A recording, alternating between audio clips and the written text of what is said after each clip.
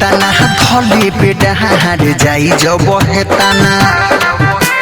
रे छौरी तू बनता रे केतना थले बेटा हार जाई जब हेताना तू घोटो पीले मस्ती में जीले सुनता रे बुझी रे मजा ले छौरी मस्त जवानी में बुढ़ई बे तो लागो ना पूछी रे मजा ले छौरी मस्त जवानी में बुढ़ई बे तो लागो ना पूछी रे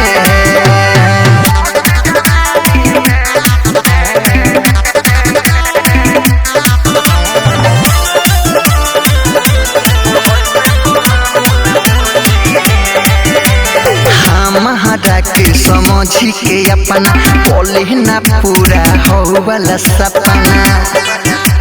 रे छौरी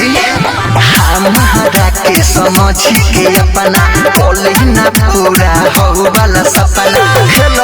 खेल के हे परले खेल के भरले ना गुची रे मजा ले छौरी मस्त जवानी में बुढ़ई बे तो लाडो ना पूछी रे मजा ले छौरी मस्त जवानी में बुढ़ई बे तो लाडो ना पूछी रे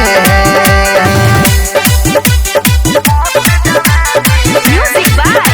Vikesh Bhojpuria.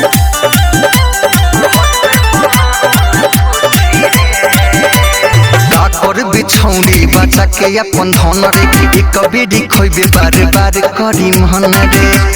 बुझले रे काकर बिछौरी बचा के अपन धन रे एक बेरी खोइबे बार बार करी मन रे राइटर सुरेश विकेश से राज की बन जो ना पूजी रे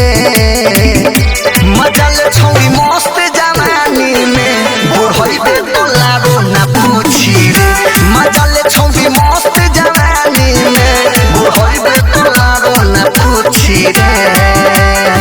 रवि डिजिटल रिकॉर्डिंग स्टूडियो गंगापी पर।